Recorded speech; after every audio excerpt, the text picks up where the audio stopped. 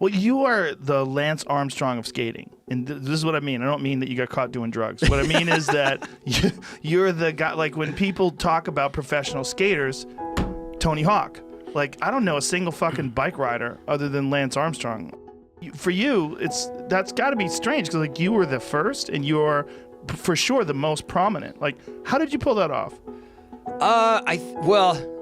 Mostly longevity by surviving the first wave of skating in the 80s, or well, it was actually kind of the second wave of skating in the 80s, where I had a pretty good career. I was doing really well in competition, especially in the mid to late 80s. And then as skating kind of went underground, I never quit and started my own skate company in 1992. And then when the X Games came into play, I was still kind of on top of my game. I did really well there, and I think a lot of people carried over my name from that first round where they were skaters in the 80s, and now maybe their kids skate. And then when our video game came out in 1999, that's when everything changed, for sure. Well, you were famous for skating when you were like 17 or something, right? I turned pro when I was 14, yeah. And then, but I mean when I say that, it might seem magical, but at the time, skating was this little tiny scene. So when I literally went pro, I was filling out an entry form to a competition, and I had already reached the top of the amateur ranks, and there was a little box that said pro and a little box that said am. So I checked the pro box, and that was it. I was pro. No one was offering me a contract. No one had champagne, you know what I mean? And like, my coach was, I'll never forget, Stacey Peralta was looking over my shoulder, and I checked it, and he's like, okay. And I was the super young newbie on the team. Like, super skinny, dorky kid, and a lot of the guys that were established were like, this guy, really?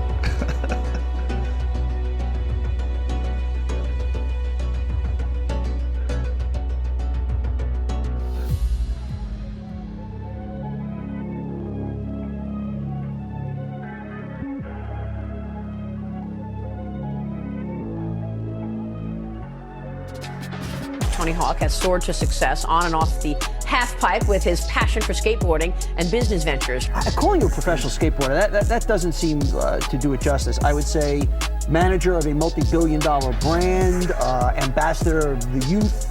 I mean, you're way past a skateboarder at this point. Congratulations to you. It's not easy to become the leading skateboarder in the world. How do you get to the pinnacle of anything? What was it that set you apart from all the other skateboarders out there? I think it was the constant need to challenge myself. I didn't really rest on my accolades. I didn't care, like, if I had won a big competition, that I was never going to rely just on that. I really wanted to keep improving my skills regardless of how I ranked, and I think that even to this day I continue to try to learn new tricks all the time.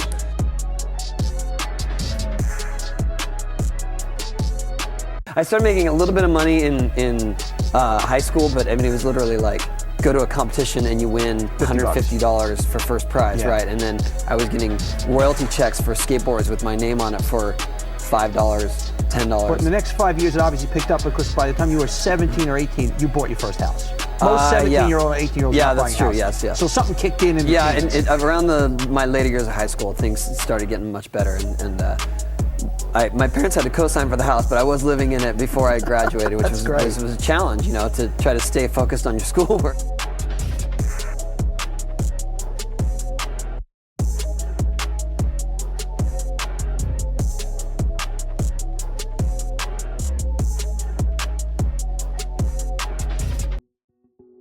Talk about that. Let's go back a little bit. How you, as a kid, you were kind of a skinny kid, very kind of precocious, and as your mother said it best, challenging. Yeah, I was full of energy for sure. And, you know, I wanted to do all these things. I wanted to do sports. I played basketball, I played baseball, but I never felt like I was getting that much better at any of them. And I didn't like the fact that the team was relying on me for their success, or the vice versa. And when I found skateboarding, I found something that was active, that I could pose my own challenges, and that was at my own pace, you know, and no one was relying on me. Did something, I think you handed your first skateboard when you were 8, did something kind of magical happen at that moment? You put this board and you go, okay, this is the marriage, this is it? Was there? No, it wasn't that quick. No, it wasn't. There wasn't some revelation or anything. You know, basically, my brother gave me his old board. I started riding down the driveway, and I remember yelling back at him, "How do I turn?" And then I just basically ran into the wall. I proceeded to go down the alley and run into the fence and get splinters in my fingers. He just let me keep that board after that. Within the first year of that, I got to go to the skate park. I saw people flying out of swimming pools and flying over bowls. I was like, I want to do that. I want to fly. I basically gave up all the other sports in my life to do that. The first time I ever got hurt, it was pretty bad. I ended up getting to the top of the pool, but hanging up on the coping and falling to the flat. That's what people told me, because I was knocked unconscious and I had knocked my front teeth out. I think that in that moment, especially as I was going to the hospital, I realized that I want to keep doing it. I don't know, I can't explain it any better. As you know, a lot of times that becomes the sign that people should quit. In that moment, I knew that I wasn't going to quit, even though it was against my maybe better judgment in terms of my own health and safety. I was a skater. I got picked on a lot, which we now know as bullying. I would literally get hassled in the hallways just because they knew I skated. I was already really small and kind of nerdy, and then the fact that I skated was just like, that dude sucks.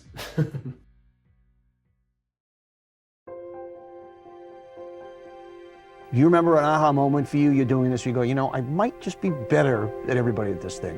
Yeah, not really so much. I think that maybe when I first turned professional, I placed 4th in my first pro event, and I already reached the top of the amateur ranks, but there wasn't, it wasn't like there was a lot of people gunning for that title. Yeah.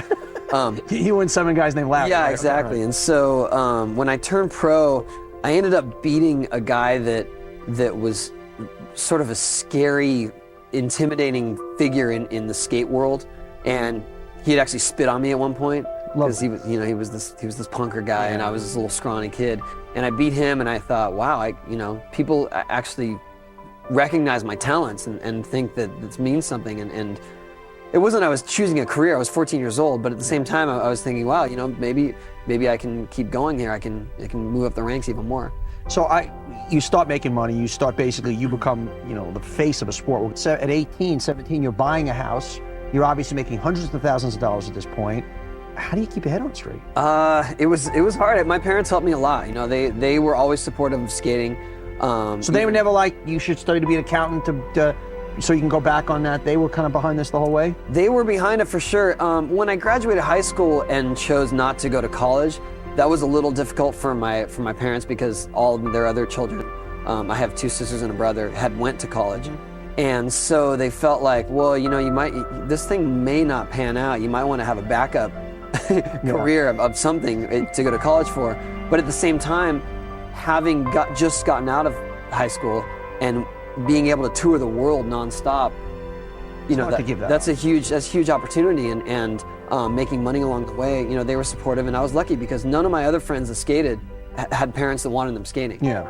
Well, it's not most parents to say, I hope little Johnny grows up to be a skater. I mean, yeah, exactly. It's funny though, because nowadays there are parents that are want to live vicariously through their kids, have them become pro skaters. There are very few industries or sports, particularly I could think of. I mean, there's Tiger Woods and golf. There's Lance Armstrong in cycling, and there's Tony Hawk in skateboarding. I can't think of any other. Obviously, Jordan was the best at basketball, but literally are the face, are the embodiment of an entire sport/industry.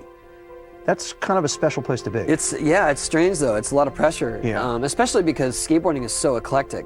I really am one type of skateboarder. I represent one style of skating, and for me to represent all of it is kind of, it's like saying you represent an art form. Yeah. So that's hard, but I'm happy that people recognize what I do. But above anything else, I really want to be recognized as a good skater. Yeah. You know what I mean? I don't want to be recognized as the best marketer.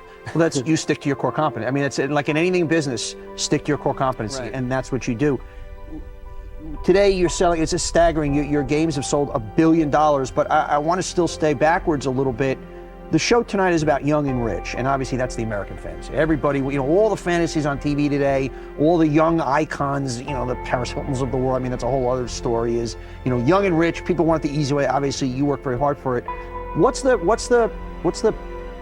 downside of that? I mean, young and rich, obviously it is great, but give me, you're 21 now, 22. you're managing an empire, you're part of an empire. I know you brought your family close in, your sister's a CEO. What's the kind of the potholes there? Well, there's a sense of invincibility that's hard to shake.